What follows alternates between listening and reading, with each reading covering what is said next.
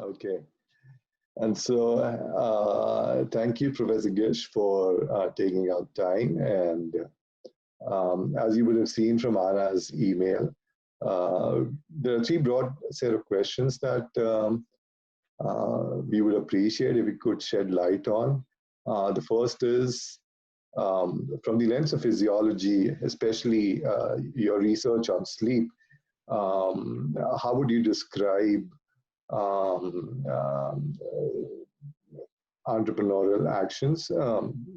That's the first question. The second is if you can briefly talk about the current state of literature vis-a-vis sleep, vis-a-vis the impact of physiology on entrepreneurial actions. And finally, we'll wrap up with any thoughts you would have on future direction for the research. So the first question, from the lens of physiology and sleep, how would you describe entrepreneurial actions? Yeah, well, thanks for having me. I'm really excited to be part of this panel, or this PDW. And the way I see entrepreneurial action, at least as it relates to the work that I do, is first of all, it's at the individual level of analysis. So I'm interested in looking at individual actors who invest in new ventures. Now that investment can be time, energy, real resources, other assets, financial assets or other. And so I'm talking about entrepreneurs and intrapreneurs, whether they be starting their own new venture or working in an entrepreneurial capacity within their firm. Investors who inject money into new ventures, and these include VCs, angel investors, and a newer category of crowdfunders. You know, these I call these ordinary startup investors. I got a paper that I'm working on with some scholars at Indiana University that looks at these ordinary startup investors and what affects their decision making. And maybe we're going to talk a little bit more about that a little bit later. But it also trickles down to new venture employees, people who work in these new venture contexts. How are they affected by the differences that exist in a new venture as compared to an established firm? Especially one paper that I'm working on is the establishment of culture and how leaders influence that culture. So the entrepreneur, him or herself, how does that person influence the employees that decide to work in the new venture? And so that's how I view entrepreneurial action. It's individual level analysis, and it's those actors, entrepreneurs, investors, and employees. What is interesting is a lot of the seminal papers, when they talk about entrepreneurial actions, they sort of privilege the cognitive underpinnings. And so McMullen and Shepard talks about how knowledge and motivation are sort of necessary conditions for entrepreneurial action to take place.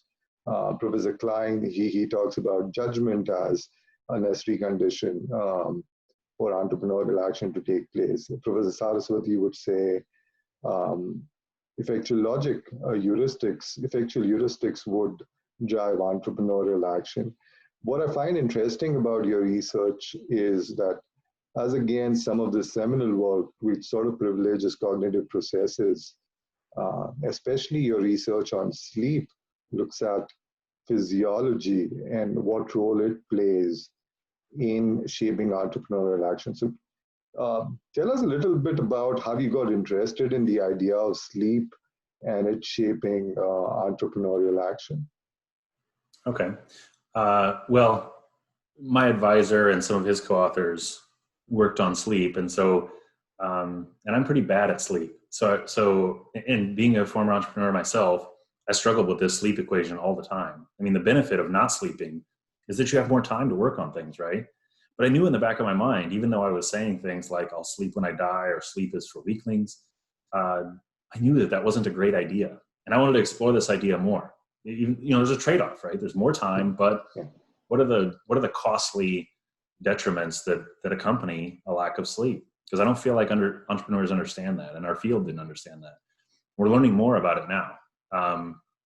And so you mentioned many views tend to adapt a cognitive framework, and I do that too.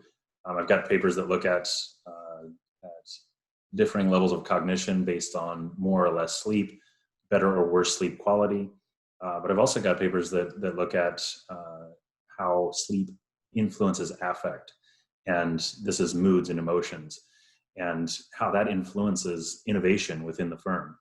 So I think that both affect and cognition have an influence on outcomes in entrepreneurship that we all care about. And so to ignore one and only focus on cognition, I think would be a mistake. And so that's why I think there's a lot of papers coming out that are looking at entrepreneurial affect as well, in addition to cognition, even though the cognitive reference and framework are much more prevalent in the literature. So as you pointed out, there's already a movement towards looking at how mood, emotions, affect plays a role in entrepreneurial actions as well, and they sort of interact with cognitive processes. If you can briefly shed light on some seminal papers, what's the current state of this literature which emphasizes affect, I think that would be useful for people to, sort of identify a foundation or a launch pad to build on. Okay. So the papers that exist now are fantastic. So I'll mention them. There's one on, this is Weinberger et al., and it's 2018, I think, in Journal of Business Venturing. And it looks at sleep and its influence on creativity. And so they actually measure sleep using actigraphs and showing that less sleep leads to diminished creativity, which of course, when you're thinking about creativity, cognition plays a role as well. But this one is looking at a recovery lens, sleep as a recovery activity. And if you don't have the recovery that you need as an entrepreneur, then you have a hard time doing the creative things that you need to do to be innovative. And so that was an early paper, very seminal and influential on my work. I wrote a paper with Amanda Williamson and a few others that looks at sleep and its influence on high activation, both positive and negative affect. And so when you sleep better, you have higher sleep quality. Quality was the IV in that paper. Sleep quality was the IV in that paper. You then have higher positive affects, especially the higher activation positive affect, which then influences innovative work behavior. And we looked at entrepreneurs over 10 days and showed that over those 10 days within an entrepreneur, when that one entrepreneur had more sleep as opposed to less sleep on that day, they were more innovative in their job. And these are practicing entrepreneurs. So I feel like those are a couple of very interesting papers about sleep. There's one by Chuck Mirnix and colleagues who looks at mindfulness and its influence on exhaustion. They also have a sleep variable in there too. So they're looking at the interplay between the practice of mindfulness. Can you overcome some of the sleep deficit? And they find that when you don't have enough sleep, it helps if you can be mindful. It helps diminish exhaustion. So I think mindfulness is an important variable to be looking at. There's a lot of research out there now that is thinking about experimentation and deploying experiments on entrepreneurship, or entrepreneurs, using a sample of entrepreneurs, and I think that those are great. I employed an experimental ESM in a Journal of Business Venturing paper that I published on sleep and ideation activity and forming new beliefs about a venture. But Regan Stevenson at Indiana University just published an article in Academy Management Annals with a few co-authors about the promise of experimental design in entrepreneurship. And I think that's a good one that people could look at to say, hey, I want to look at individual level entrepreneurship and how can I deploy an experiment? He outlines a lot of different papers that do that and how it promises to, especially if you're using a randomized controlled trial, how it promises to establish causality. Because a lot of the research out there right now is just observational. It's like, okay, we saw this. We see that this characteristic has an effect on well-being or has an effect on creativity or has an effect on innovation. And I think that's really important work. I'm not downplaying it, and I've done some of that work myself. But these randomized controlled trials offer the possibility to establish causal relationships that can really teach us what's going on and for whom.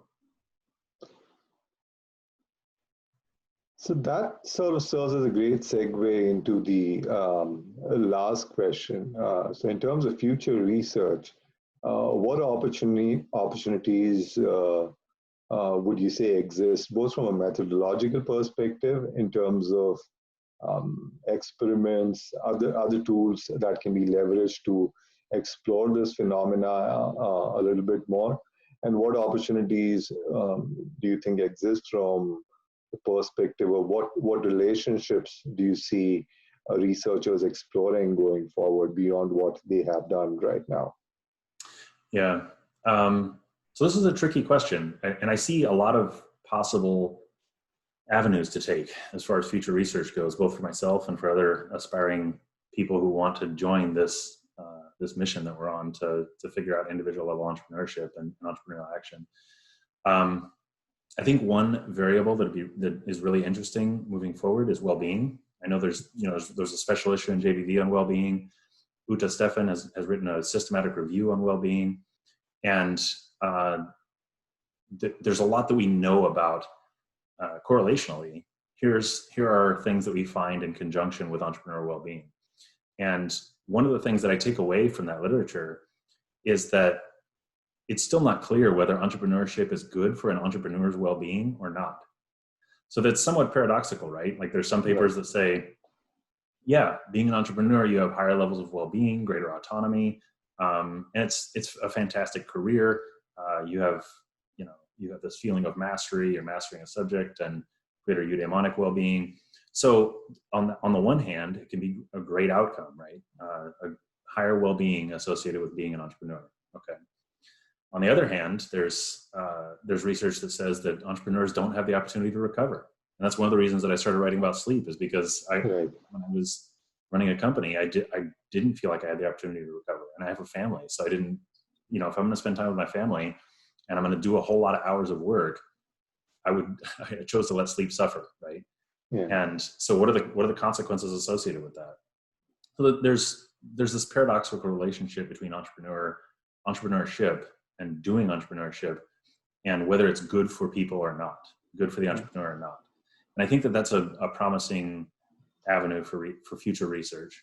I mentioned before, experiments have greater potential to explain the relationships between entrepreneurship and well-being. And in particular, implementing interventions. There are a couple interventions that were published just this year that I want to mention. And I think that we can build on this type of work. So one is in entrepreneurship theory and practice, one is in JBV, and another one in applied psychology. Those are the journals that they're published in. But the first two that I mentioned are mindfulness interventions. And so mindfulness can help increase increase self-compassion with entrepreneurs. It can increase an entrepreneur's ability to think about sustainable business practices, thinking about a triple bottom line as opposed to just the profit-driven bottom line.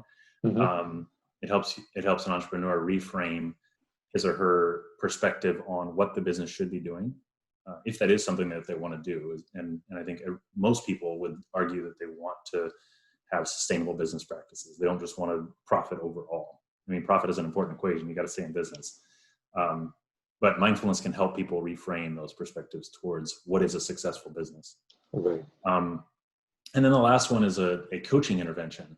So this is where they're taking both in the mindfulness and coaching scenarios, they're taking an actual sample of entrepreneurs who are doing entrepreneurship and implementing an intervention aimed at improving outcomes. Okay, so those mindfulness ones were interventions that they implemented. And then the coaching one was with insolvent entrepreneurs. So they're having financial troubles, and they looked at 19 different entrepreneurs and gave them some coaching with an experienced mentor who had either been in entrepreneurship or around an entrepreneurial ecosystem for a long time. And that coaching helped them reframe their perspective toward the insolvency. And I think that those implementations are great, particularly because they lend themselves well to randomized controlled trials without doing much harm. I mean, if you just let somebody go without participating in the intervention, it's like putting them on a wait list for the intervention. But you still have them go and answer the questions about their experiences and their perceptions. And then you give the intervention to a randomly assigned other half of the sample, or maybe you have several conditions, but let's just keep it simple with 2 conditions. And in that scenario, I think that gives us a lot of balance between the 2 groups. So on all other observed and unobserved variables, they shouldn't be statistically different if random assignment worked. right? And so the randomized controlled trial offers the ability to say, hey, here's the one implementation that was different with this group than it was with the other group. Mm-hmm. And it caused this in the sample of entrepreneurs. So the randomized controlled trial, in conjunction with an intervention, I think is the future of individual level entrepreneurship research. Interesting. Very interesting.